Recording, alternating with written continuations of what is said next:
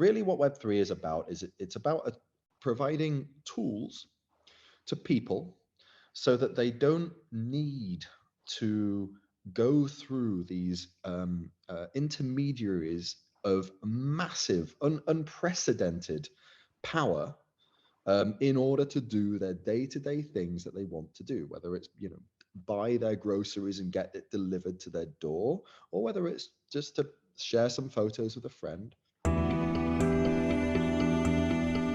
So in this mini series of Web3, I'll talk to some of the key players and the coders and the activists that are working in the space and are creating this infrastructure. Because Web3, for the first time, provides the possibility and the opportunity for us to have a human-based infrastructure.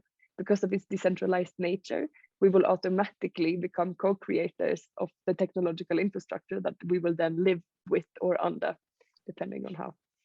And this is very interesting stuff, but it needs to be done consciously. So by talking to some of these key players, I get to see how they think and how they refer to this responsibility. And the first person I talked to was Dr. Gavin Wood, who is a big player in the space. He co-founded Ethereum in 2014 and then coined the term Web 3.0 also in 2014. He also founded the Web3 Foundation and Polkadot, which is an interoperability blockchain, as well as Kusama, which is the canary network of Polkadot, where they do all the experimentation. He also founded Substrate and Parity technologies. So a big player, and he very much knows what he's talking about. He's referring to our current days as the old days, which I think is an indicator of how savvy he is in this space. So we talk about why Web3 is and what it is, and to provide this first framework for the continuing conversations. I hope you enjoy the talk. Hi, nice to be here. Thanks for coming. So let's just jump straight in.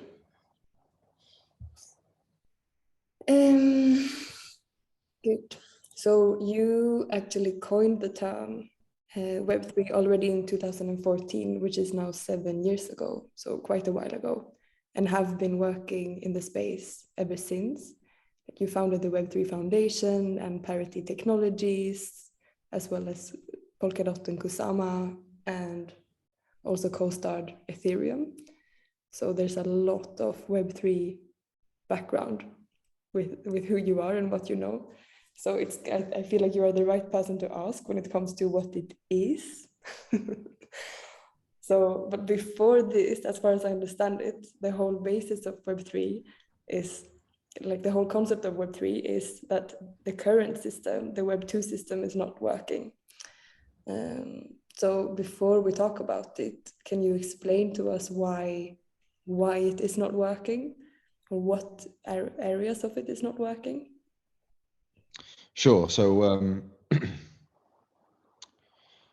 Web2 was very much based around our existing social structures.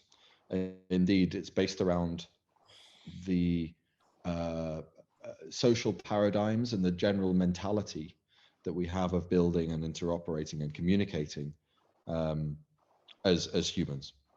So, if we take things back 500 years, 1,000 years more, people were pretty bound to their townships or their villages. And this had very important ramifications. It meant that leaving a township or a village was a very high cost. And therefore, what this meant, because there were relatively few people in a village, what it meant was that your reputation was incredibly important.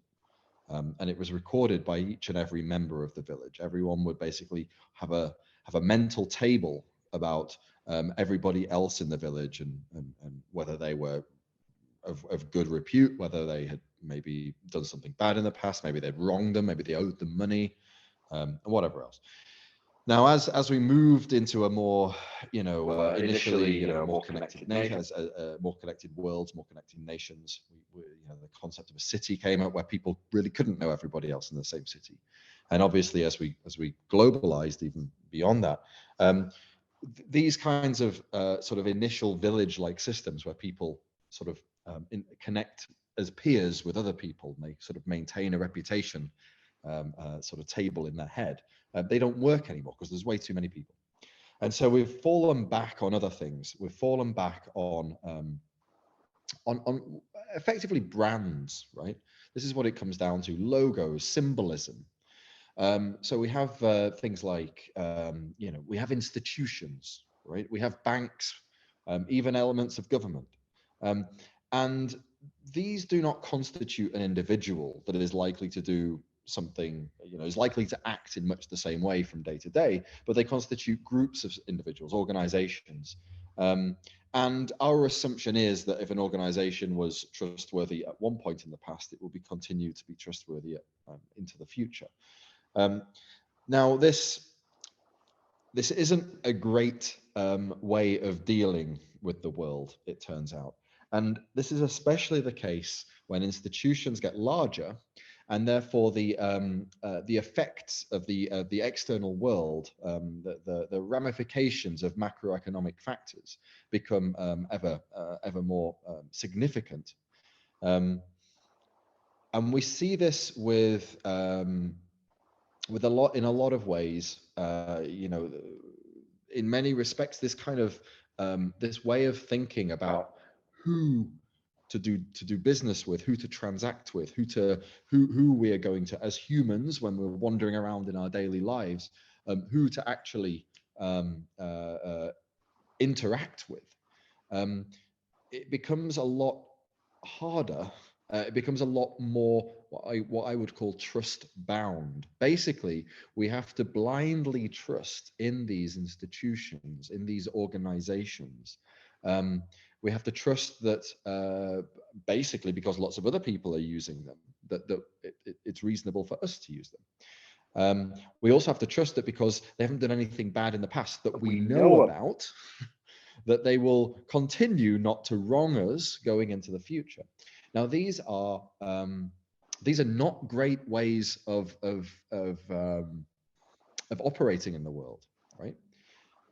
Unfortunately, it's all we have with the social systems that we've set up, with civilization as we knew it, leading into the year 2000. Now, the internet came along in the 90s, and it made these problems with the world. I mean, these are pretty fundamental problems, and we see them actually acting out in things like, for example, the 2008 financial crisis. But these are really dramatically magnified when you add something like the internet into the mix, which moves things from of the order of a city or a nation to global, right? Suddenly we're not dealing with a million or 2 million people, we're dealing with 7 billion people. And we're having to trust things like brands in order to decide who we're going to deal with. What the branding element does, what this sort of trusting of symbolism does, is it results in relatively few, relatively large organizations basically taking the lion's share of the world's interaction, the world's economic and communicative interaction. What this really, if we're sort of getting down to brass tacks, what this actually means is we have you know, massive super lords of the internet forming, like Amazon, like Google, like Twitter, like Facebook. And these are really the gatekeepers of the internet. They have their own platforms, and they build moats around their platforms, and they build walls around their gardens. And basically what it is like you can come play in our playground with everyone else, but you play by our rules. And if we decide we want to change the rules, then you basically don't have any choice if you want to interact with all of the people that you've been interacting with so far. These platforms are incredibly sticky, right? It's very difficult to get people to change because of the network effects. As a platform gets bigger, its value proposition to people that have yet to join, and indeed people that have already joined, exponentially, or at least superlinearly, increases. Now, this is basically the problem with Web 2, right? It's heavily trust bound, and it's trust bound beyond the previous era of trust boundness, this sort of city and nation states with their logos and their symbolism and their institutions that people pretty much have to buy into. It's moved beyond that into this globalized symbolism, this globalized symbolic digital society, where, you know, to send a message to your friend just down the road, many people will use Facebook, will go via this completely opaque foreign entity to relay their communications with their friend just down the road.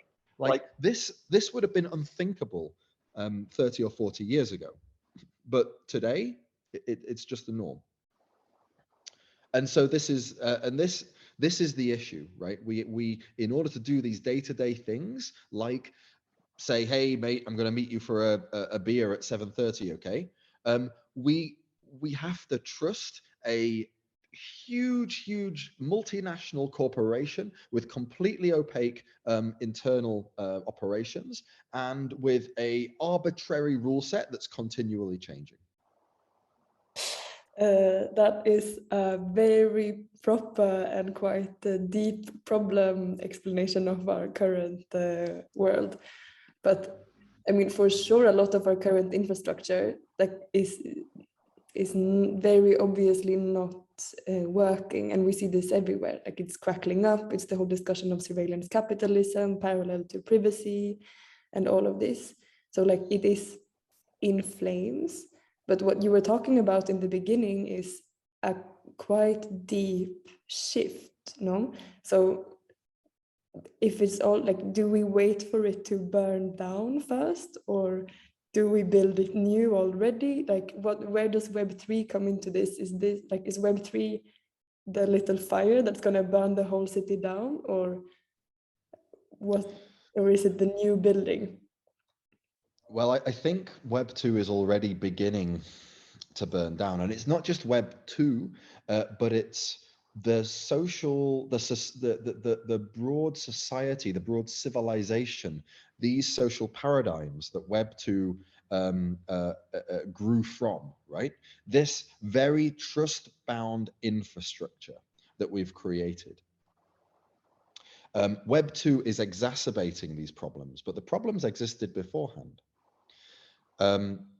Society is trust bound. It has been for a long time, but as it's becoming better connected, it's becoming the problems and the flaws with it are becoming greater in magnitude and more exposed to potential attacks. So this isn't really an option. We don't have the option of sitting around waiting for Web 2 and the social paradigm, the civilization, trust-bound society in general to burn around us. We need to find alternative approaches to mass-scale human interaction. And that's really where Web 3 comes in. And how does Web3 do this? Like, what is Web3? What technology is? I mean, the base of Web3 is the blockchain technology, no? And that is a completely new architecture. But how does this actually work? I mean, this is a big promise that you are giving. It's a little bit like solving the climate crisis on a plate, you know? It has this element of glory to it. Sure, yeah. I mean, Web3 is not the answer for everything, and I think it would be disingenuous to try to suggest that it is. But it is trying to, really what Web3 is about is it's about providing tools to people so that they don't need to go through these intermediaries of massive, unprecedented power in order to do their day-to-day things that they want to do, whether it's, you know, buy their groceries and get it delivered to their door, or whether it's just to share some photos with a friend, or whether it's to auction off some old furniture that they don't need anymore. Like, this is these are things that we have come to expect from the digital world. And at the moment, the way that we can do them is we go through a massively centralized multinational service provider in order to do it. And we basically trust them with everything. We trust them with all of the knowledge, and we trust that they won't misuse this knowledge. We trust them with all the various information about ourselves, about how we live our lives, what we want to, what our desires are in the case of search engines and large e-commerce sites, and what it is that we're talking about in the case of messengers, communication platforms. And oftentimes, with payment platforms, for example, with our finances, with our hard-earned cash.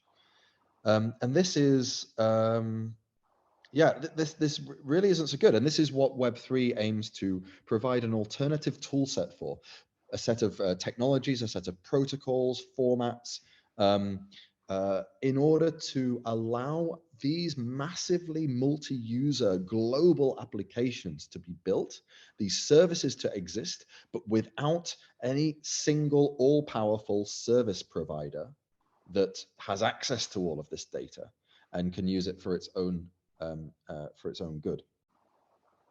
And it's a very interesting question how this works. And it's something that many people have been spending many very clever people have been spending a lot of time trying to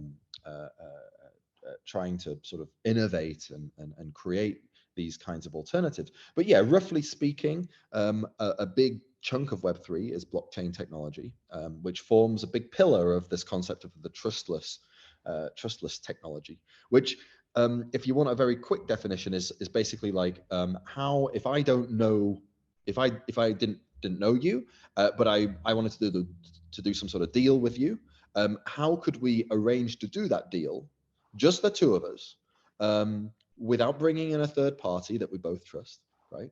So just the two of us. How do we do that deal without trusting each other, without trusting that the other one is definitely going to pay us, or without trusting that the other one is definitely going to give us the service or the goods? How do we do that deal? And up until now, or more or less now, in society, in civilization, we have had to either grow up with that person. So I would have to have shared a village or a town with you and have known you. Or we would have had to appeal to a third party, either a friend that we both trust, or, as in more recent years, some sort of social institution, be it the government, a bank, an insurance broker, a trading firm, some sort of third party wholesaler, whatever it is. We would have to have gone through this third party, this trustworthy third party, this middleman. And these middlemen, these intermediaries, they generally charge quite a lot of money for the service of trust, and that's not so great. So it's also prone, trust in general is prone to sort of con man tricksters, whether it's on a small scale or whether it's like in 2008 on a much larger scale. And so really when we say trustless or trust-free, what we mean is where we don't need to go through these intermediaries, these middlemen, or indeed have to just blindly trust the other person, where we have a very good reason to believe that the deal will go through as we expect. And yeah, blockchain really does provide this, but there are other ways of let's say reducing or entirely removing trust. For example, sorry, could you repeat? Also technologically? Indeed, also technologically. One of them is would be to use encryption.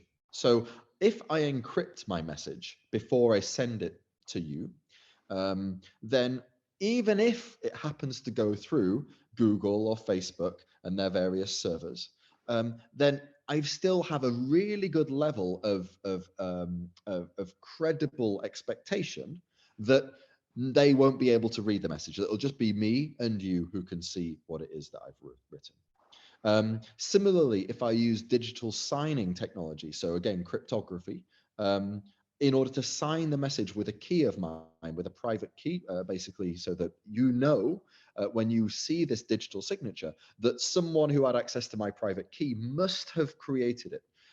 Either that or certain mathematical assumptions are broken. But there's a very small chance that the mathematical assumptions are broken. And if we assume there's a small chance that someone has stolen my private key, then we can assume that there's a very, very large chance, a credible expectation that it was indeed me who sent the message. And this is really crucial. Because if Facebook servers go wrong, and you're trusting Facebook to deliver messages from me to you, and you're trusting Facebook to say, hey, it was actually me who sent the message, then it means the system is open to abuse, either by an employee at Facebook or potentially by some nefarious third party that is hacked into Facebook systems and is using them to send you a message, apparently from me, but actually not really. I mean, there's also an obvious vulnerability with having so much centralized power, as we saw just a month ago, or whenever it was, when Facebook was down for a couple of hours. And all of Latin America, who's relying on WhatsApp, just went black, for example. Like these things are it's another infrastructural problem. And Web3 would prevent this by basically having decentralized technology, so that everybody runs their own version of mini Facebook on their little computers, and that would create, or how does it work? Yeah, that's right. So decentralization reduces points of failure. I mean, very literally, if it is decentralized in terms of the underlying authors, the underlying creators, and also separately in terms of operations, whoever is actually running it day to day. If it's decentralized in that fashion, then it basically reduces the chance of a systemic failure. It reduces the chance of a flaw that will take down the entire system. Now, when you've got a single company that creates something, such as Facebook or WhatsApp or whatever, then it means that realistically there's likely to be a single team that is responsible for its creation. Oftentimes there can be one or very few, potentially only one individual that's responsible for a very large amount of the code. This effectively increases, like dramatically increases the chance, because humans are human, right? They make mistakes. It massively increases the chance that a single mistake by a single person can be ultimately take down an entire global infrastructure.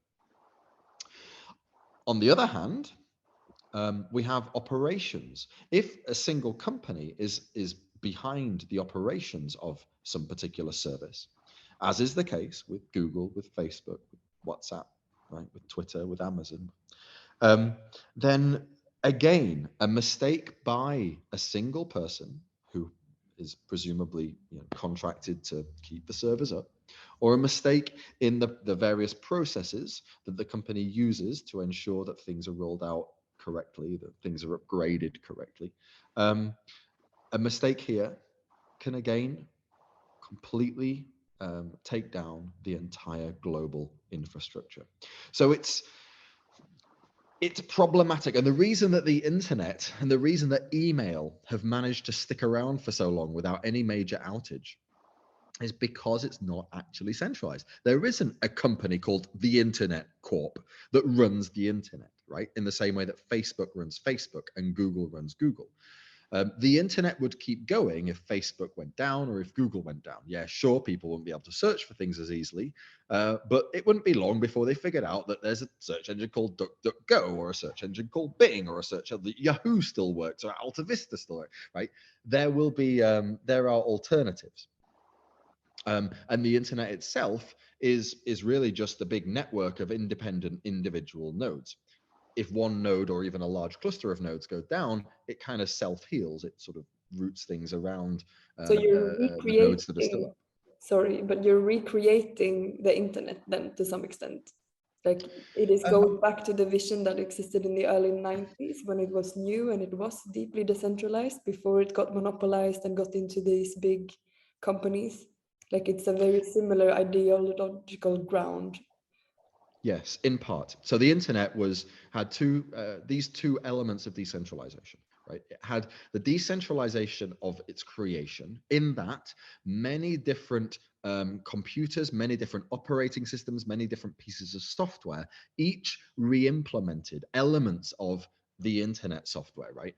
TCP/IP, these HTTP, these protocols that we have that sit behind and make the internet work. Then there's not just one company that makes these protocols. There are many of them, and if one of them has a flaw in it, it's not such a big deal because many others will continue working.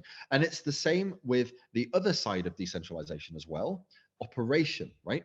Many different companies are involved. I mean, thousands are involved in running nodes on the internet, making the internet work day to day. Now, with Web3 protocols, we do indeed take on these elements of decentralization. For example, with both Polkadot and Ethereum, when it's the two protocols that I've been heavily involved with, there are multiple teams that implement the core protocol, that ensure that the core protocol can be run, right? Separately, there are multiple companies and individuals and teams that run the nodes day to day, that run the software day to day to keep the network going, right? In the case of Polkadot, there's between Polkadot and the Kusama, the other main network in the Polkadot family, there are 13, I think maybe 2,000, above 2,000 nodes. So above 2,000 sort of computers that together run and operate these services. With Ethereum, I don't know how many it is, but I think it's certainly in the dozens, if not hundreds, that are actively running, by which I mean retaining the network and moving it along, advancing it, processing transactions. And so this means that if any one of these pieces of software or nodes or machines stops running for some reason, then the network itself will keep going. So it basically just makes it a lot more resilient and to some degree unstoppable, like it is internet but impossible to shut down. That's indeed our goal. It's to create these kind of unstoppable protocols. Now, Web3 is not a trademarked thing. People can bandy it about as much as they want. And so it's important to understand what the meaning behind Web3 is, right? The meaning behind Web3, and you pretty much nailed it, right? It's unstoppable protocols that give very clear, very credible guarantees about what we can expect the protocol to do, right? What we can expect the service to be. If I send some Bitcoin to another address, then I have a very credible guarantee that it will be reduced, that balance will be reduced from the accounts that I control and will be increased, or the same amount of balance will increase in the address that I want to send it to. Basically, I'm pretty solidly guaranteed that I will get that transfer. That transfer will happen. The same is not true with PayPal, right? Oftentimes you can send money, also with banks, also with Visa. Oftentimes you can send money through the banking system, of which PayPal is very much a member now, and it won't arrive where you expect. The same is not true with the, if you send an internet message to somebody, like an email or a lower level message, like a UDP message or a TCP/IP message, it will arrive. It will arrive realistically in China. It will arrive in Iran. The internet doesn't care, right? The internet is a service for everybody. And the same is true with a protocol like Bitcoin. It's a service for everybody. It doesn't try to distinguish between who's friendly with whom, right? It's an unstoppable protocol, and it gives solid guarantees. And this is at the basis, this is at the crux of Web3. And if the protocol is not unstoppable, right? If it's not designed to be unstoppable, if it's actually run by a relatively small number of well-aligned people, or it sits in the same data center, or it needs the same one single developer team, then it's not really decentralized, not really unstoppable. And it therefore, in my mind, as the person that coined Web3 back in April 2014, is not a Web3 protocol. Okay, I see. So mainly one thing that I'm thinking of, I mean, many things, but mainly one, because when you're writing code, you are writing the rules down, no? Like it's the whole premise of code is law, and in every sense of the meaning. And this makes it a very, very important task, especially because this is infrastructure. What you're building here is human key infrastructure, like, without a doubt. Like as Web 2 right now is human key infrastructure. Like you text your neighbor if you want to go and have a beer with him. That's like, even if it's on a low social level, it's still human key infrastructure. And this is a big, I mean, whether technologists, you included, like it or not, this is a big political responsibility, because it comes with these implications of that what you are writing down as the infrastructure will be the roads that the future of humanity will walk on for a long time to come. Like our cities now are built around rivers, you know, it defines our whole life. So, and if this is not, like if these themes are not consciously processed or consciously worked with within the coding communities, it's, I mean, if it's not conscious, it's unconscious. This is the rule, no? So like how is Web3 then conscious in this regard of being mindful of how you're building the infrastructure so it's less corruptible or less bendable to the people that are coding its will? So this is really about having credible expectations.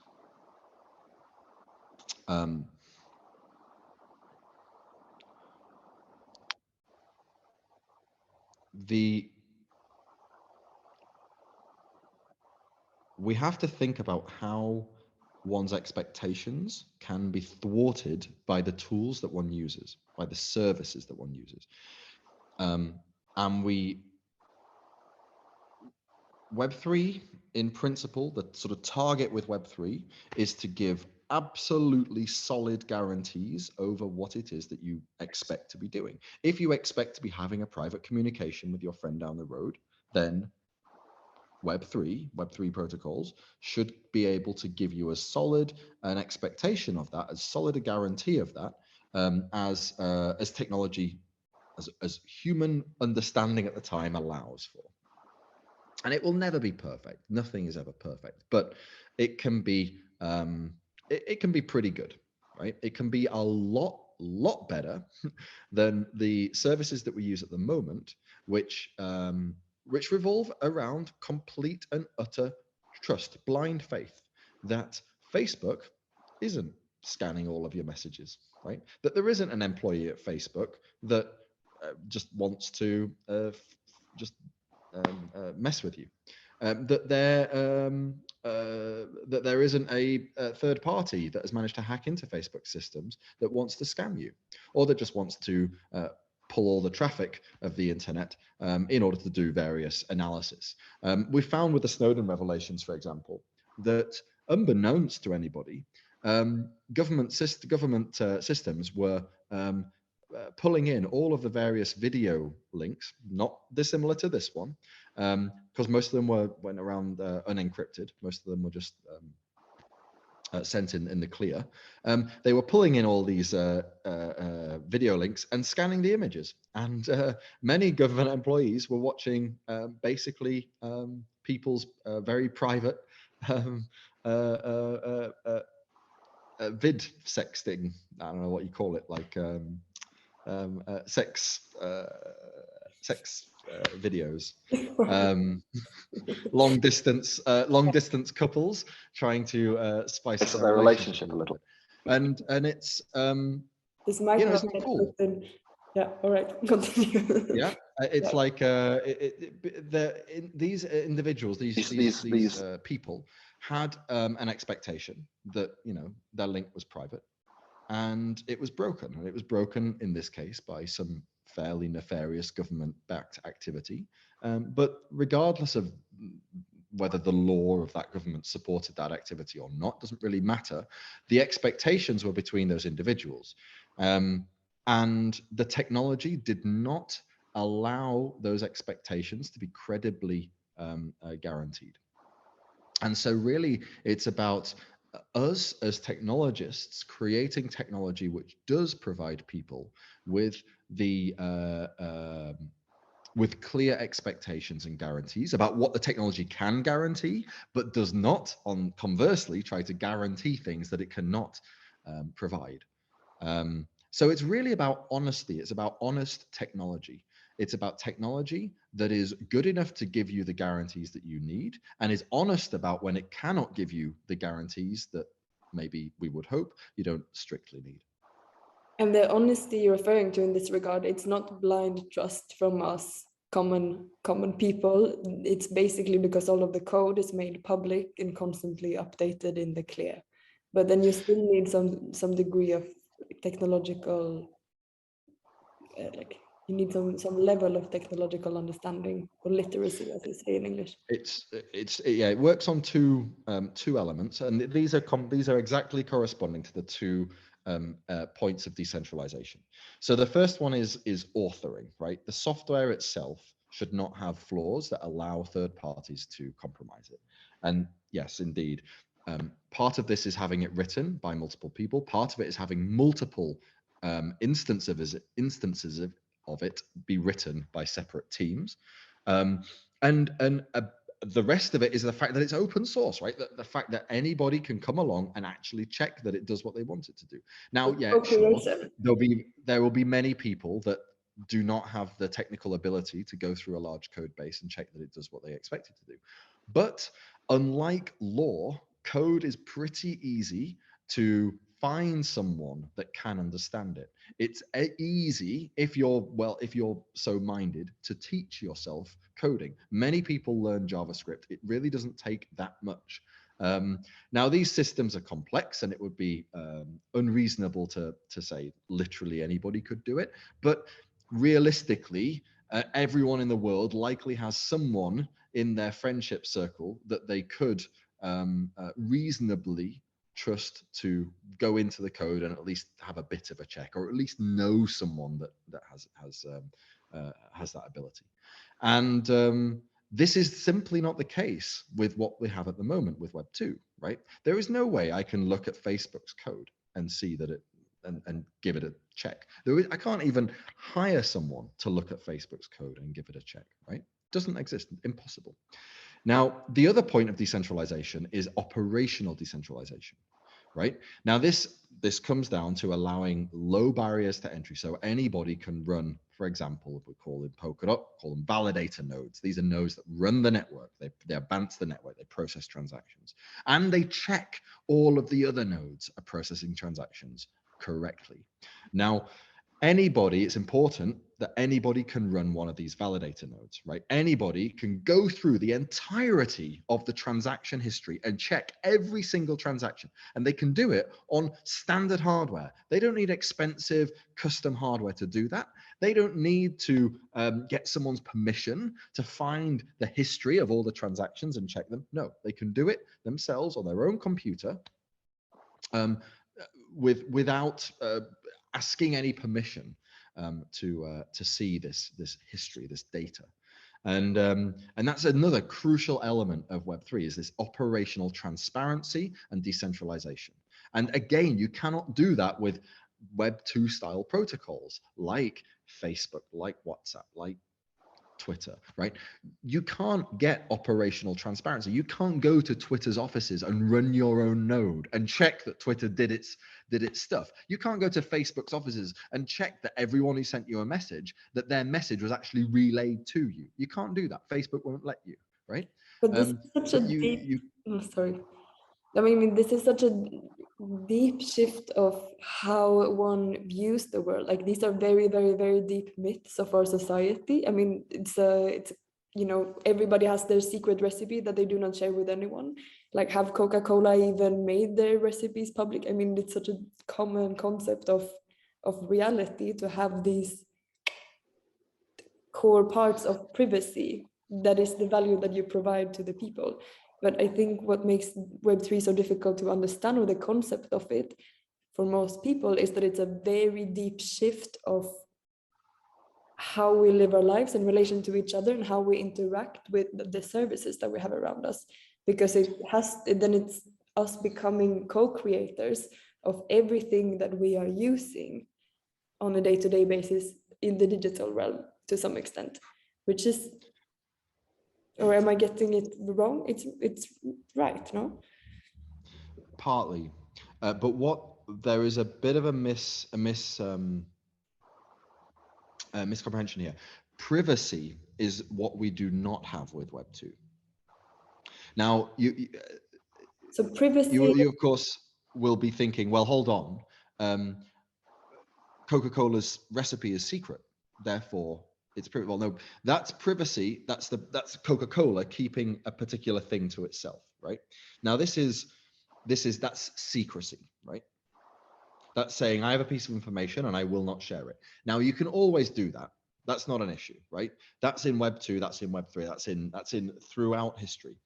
But that's separate to interaction, right? If we want to interact and we want to do so with communication, then we do not have the option of keeping things secret, or at least we apparently don't have the option of keeping things secret. If I have a message, then in order to communicate that message to you, I have to share it. I can't keep it secret. I can't just keep it to myself, right? In the same way that Coca-Cola keeps its recipe to itself and it does not share it under any circumstances. If I want to communicate that recipe to you, then I have to actually somehow get it to you. So it cannot be secret. I can't keep it secret. So then the question is, well, how do I communicate it? But I do so with privacy. And what this means is, in my mind, I'm sharing it, but I'm only sharing it with a limited set of people. Basically, just you, right? I want to communicate a message to you. I want to share it with just you. So it's no longer secret because someone else knows it, not just me. But it's private. It's private between us. Now, if I use Facebook to send a message, it's not private between us, right? It's private between us, Facebook, the Facebook employees, system administrators, and whoever has hacked into Facebook systems, and the government that Facebook operates under, or governments, and their security services, and any security services of any other governments that they work with, and anyone who hacks into their systems, and anyone they share it with, and so on and so forth. Basically, it's not private at all, right? It goes to a huge amount of other people, not just us. Now, what Web3 says is, okay, you've got your secrets, fine. Now, if you want to set up a private communication, private conversation with somebody, then actually we want to give you the tools so that there aren't any third parties involved, so that Facebook can't see it, right? So that Facebook employees that want to, I don't know, track you and I don't know, for whatever reason, listen in. And you think, oh, well, this is crazy. No one will want to do that. This has actually happened, right? There are various instances in the news of this happening. And if you're a politician, if you're a high-ranking executive, this is if you're an activist, this happens all the time, right? There are companies out there. I think. I can't remember. The name's gone. But there are companies out there. One was in the news quite recently, providing services so that you can track activists, so that you can track political opponent. Pegasus, precisely. So that you can track these various individuals and organizations that you want to keep tabs on. Right. Now, the point with Web3 is to give those guarantees so that companies like Pegasus either can't exist, or that it's much, much more expensive for them to do what it is that they are trying to do. And not that I particularly like the idea that, some elements of the world with enough money can spy where others can't, but the reality is that money buys services, money buys brute force power. If you have enough money, you can, in principle, crack someone's secret key. You can crack certain elements of cryptography. It's just the reality of the world. But what we need to do is raise that bar as high as possible, or agree that it should be set at 0 and everybody can read everything within a particular set of communications. Like in Sweden. Like in Sweden, where everyone agrees, hey, actually, all of my personal information should be able to be read by the whole world. That, look, if that's what you as a society agree, fine. And Bitcoin does the same thing, right? Bitcoin says, right, well, look, the world can read everybody's transaction history. Fine, whatever, it does it. Zcash, separate to Bitcoin, says quite the opposite. It says, right, nobody should be able to read any transaction history. It should all be super encrypted. Whatever way you go, it's fine, but those guarantees should be clear, and you shouldn't be making like your technology should not be making guarantees about things that it cannot guarantee. Fair enough. So I want to bring it back a bit to have you define, like really redefine, boil it down. What is Web3? Like give me an elevator version. All right. So Web3, there's a few sort of elevator versions. One of them is less trust, more truth. So this is basically going down to saying, okay, practical systems cannot work without some degree of trust, but we want to reduce it as much as possible and increase the amount of truth, increase the amount of the world that we know, or that machines that are acting on our behalf and no one else's know, right? So we're no longer trusting service providers. We're increasingly doing the service for ourselves. Okay, so that's one element. Another element is services without the service providers, or services without servers. Right now, think about this a bit. How can you have a service without a server? Well, the idea is that there are peer-to-peer, there are nodes, right?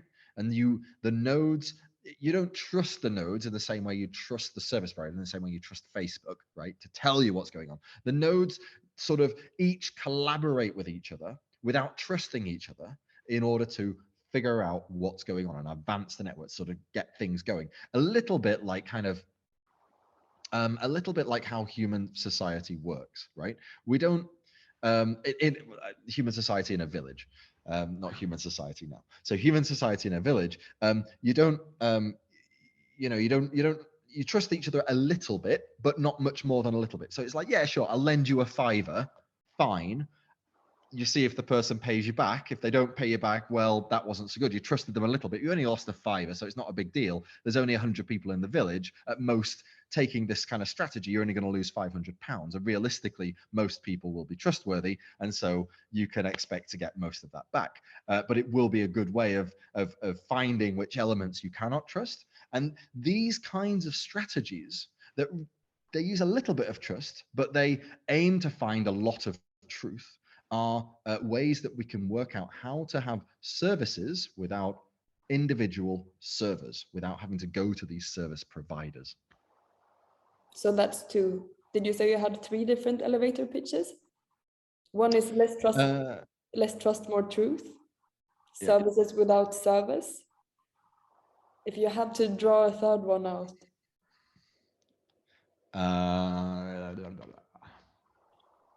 I think I might have overstretched myself with 3. Okay, I'm not going to push you out of your comfort zone. Well, I think the elevator stopped now, so yeah, I think we're good for the elevator. Do we get out, or is it stopped? Yeah. Like really stopped? I mean, I don't know. I don't know who's getting out. Maybe I need to go to the top floor. Okay. Okay, so that's the elevator pitch of Web3, and I wanted to talk as well a little bit about because like every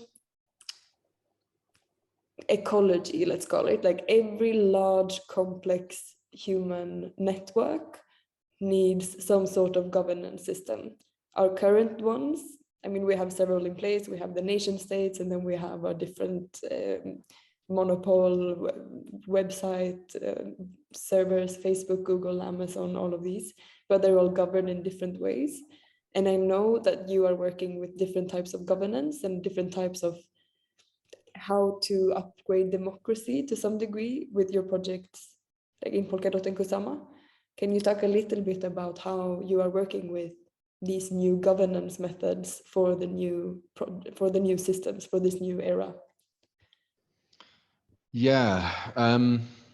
Briefly So when you, or long. so when, huh? Briefly or long, however you prefer. All right. Um,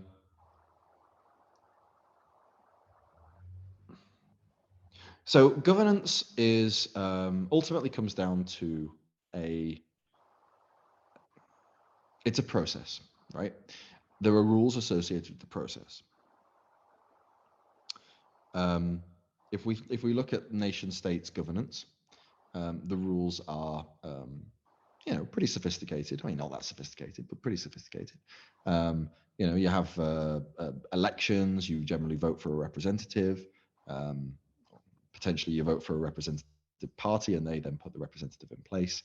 The representatives themselves vote on things. There are rules in place for deciding what they vote on. There are rules in place in case they need to leave office. There are sometimes rules in place to remove them from office. There are rules in place for how often you change the delegation. This has been developing over a very long time. And I mean, that's right. There's the governance systems that you are developing, they're not going to be complete, or like they are not completely separate from the development from the history of democracy, history of governance. They're just a reinterpretation in some degree, no? Sure. I mean, more or less. But the key point is that that governance is a set of rules for deciding how to do things that were not originally did not originally sort of exist in the system. So what I mean by this is that governance, if we think of a system, we think of the nation state. The nation state has sort of processes, right? If you want to get paid, if you want to pay your taxes, there is a process for paying your taxes. If you want to collect a pension, there is a process for collecting your pension.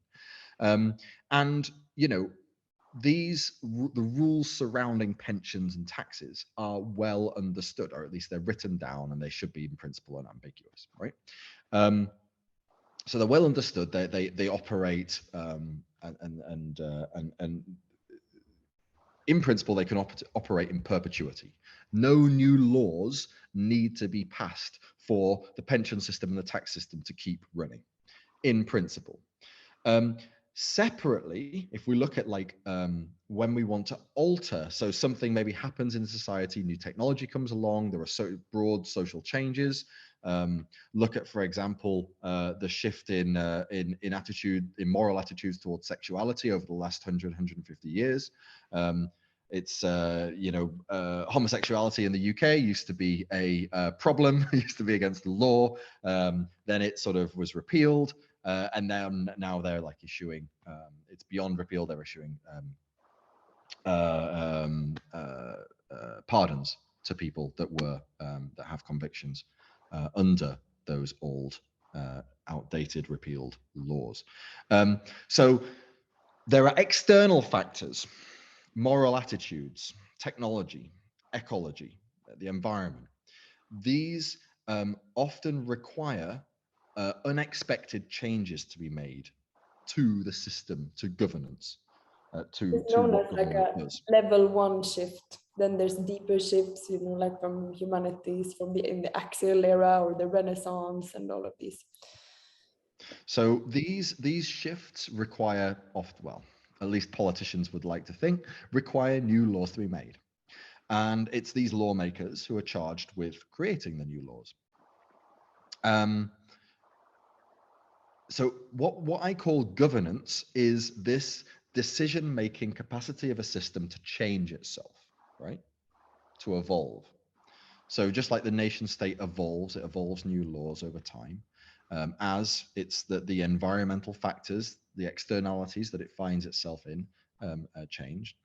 The same is needed for digital systems. Now, in the old day, in the Web2 days, the old days, for me, maybe, the old days, these systems, the governance of these systems is very simple, right? The governance is, if Mark Zuckerberg decides it should be so, then it is so.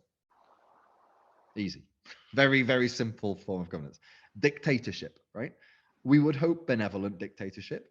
And in some cases, yeah, maybe it is, but not always. And not generally forever, right? Mugabe was a benevolent dictatorship for a while, but didn't end that way. And so we have to think about systems that are better, are more stable in the medium term, and can last the long term. And so, yes, democracy or democratic systems, not really democracy. If you like, I don't think any national voting system in the world that exists currently is actually a democracy, right? It's all very watered down democracy where, you know, you can choose an opposition, basically. You can choose an opponent. Or if you're in one of the sort of more democratic systems, you can choose one of 5 opponents. But it's not, you know, we're nowhere close to an actual democracy where individuals like more or less vote on everything. And that's what I would call the sort of ideal version of the Hellenic democracy, of these Greek city-states where, you know, every citizen, I mean, more or less, had a vote. Now, so what we're kind of working with in these digital nation states, these digital systems, and this is separate to how things started out, I would add. Bitcoin and Ethereum, they don't do governance, right? These systems are not built to evolve. They're not built to be representative. They are built to essentially be static, be stable, but also stagnate, right? These all have pretty similar cognates, right? Stay the same, be still, stand. And this is not something that I think is great for the long term. For the long term, I think we need to introduce clear, well-respected, transparent, and well-enforced processes to determine how these decisions, these unexpected, out-of-band decisions that we can't predict in the core protocol, how they should be made. Now, I think if you talk to most people in these digital ecosystems, they will say, yes, we should have processes and rules in place for making the decisions that cannot be put into the core protocol, that aren't, you know, these decisions that were unexpected at the time that the protocol was devised, and that we, you know, will have to manage as time goes on, due to changing environmental factors, whether it's, you know, new maths has been invented, new technology has come along, whatever. Social shifts, moral shifts, doesn't really matter. But these changes come along. There should be, I think most people will say, there should be processes and rules in place. It shouldn't be a dictatorship. It shouldn't be arbitrary. It shouldn't be opaque. It should be transparent, clear, well-defined, well executed, enforced, Now, it turns out that we have this really good way of enforcing rules, right, called computers. And we have a really good way of enforcing rules globally. It's called the blockchain.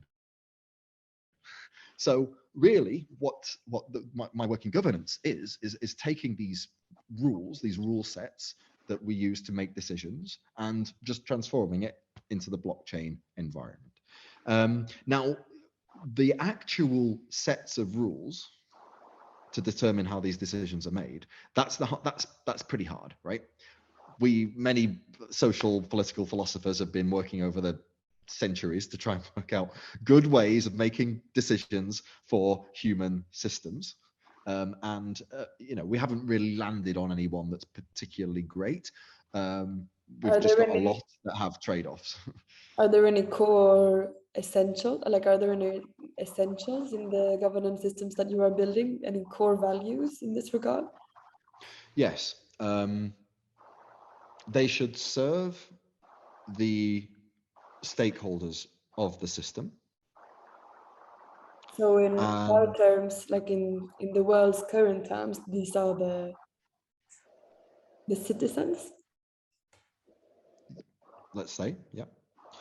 They should bring success to the system, which in many respects is the same thing as serving the stakeholders. So we can think economically speaking, it's more or less the same as serving the stakeholders. And it should be stable. Stability is also important. So it shouldn't risk the health and wealth of the system simply in order to increase the success of the system if that risk is substantial. It should the system should be stable, but should, generally speaking, be on an upward long-term trajectory. So it should, we want a successful, albeit stable system. And you know, these are pretty high-level goals, right? But they at least guide our solutions for governance. So a classic utopian city project to some degree, but actually backed up by technology that provide a base for these decision-making processes and elections. Yeah. What I would say though is there is one like high-level goal which is not present, and it's typically present. It's typically assumed that it should be present, and that's representation. Representation is not a high-level goal. I would argue that some degree of representation helps with serving stakeholders and being successful, and potentially even being stable. But in and of itself, it's not a goal. So the goal of representation is more to put forward a relevant question and a relevant issue, but it is not necessarily there for the sake of being there. It's not foreign policy feminism where you basically just put women in place for the sake of it. Correct. It should be it's a tool to facilitate stability and a tool to facilitate and maximize success, but it should be used as much as it can be for those goals, but no more. Because I mean, this is the phase we're in. So like there's a lot of political experimentation going on all around the world in many different systems, including digital and nation states and local and very, very everywhere. But this is mainly because of representation, to me at least, is one of these experiments that is happening. Like what happens if we force representations? What happens if we do the quota? Like do our political systems actually turn out to be better? And to me, this is a separate experimentation hub. And blockchain is another experimentation hub where you are more experimenting with the actual infrastructure of elections. Like how do you incentivize people to vote? What are you voting for? How many people, how do you count the votes? All of this. So there's and this I think is exciting in the blockchain space, that you are actually working with voting systems and experimenting with voting systems in real time, because to experiment with a voting system in real time otherwise historically has been basically to create a revolution in the country and build a new system, which is really hard. And, that's very hard, very expensive, very costly, and very unlikely to work. As we have seen. But this is actually a playing field for this type of political experimentation. So there are a lot of people interested in the implementation or the implications of these political systems, because it is the only real alternative that has been rising up in a very long time. And it is, many people say, a part of the big shift that we're going through now, the big societal transformation. So that's also why there are so many questions that to you as technologists are to some degree irrelevant for the work that you are doing. But this is like the world's flies flocking around the only light in the dark, if we're going to be very very dramatic. I mean, there are other lights, but there's a shining one for now, for sure. And Web3 and crypto and blockchain are these ones. So that's why there are so many questions, and so many social scientists and philosophers and writers are incredibly interested in the societal, socioeconomic implications of it. And unfortunately, I mean, it's fun to experiment, but unfortunately, you also have to take these questions into consideration. And in this way, I think representation could be beneficial and something that is lacking a lot in technological communities. But, I mean, that's just my personal opinion. One more thing. So what we are seeing now, because you coined the term already 7 years ago, which is quite a long time, especially in 8 years ago now. Oh yeah, happy 2022. 8 years ago, which is a long time ago.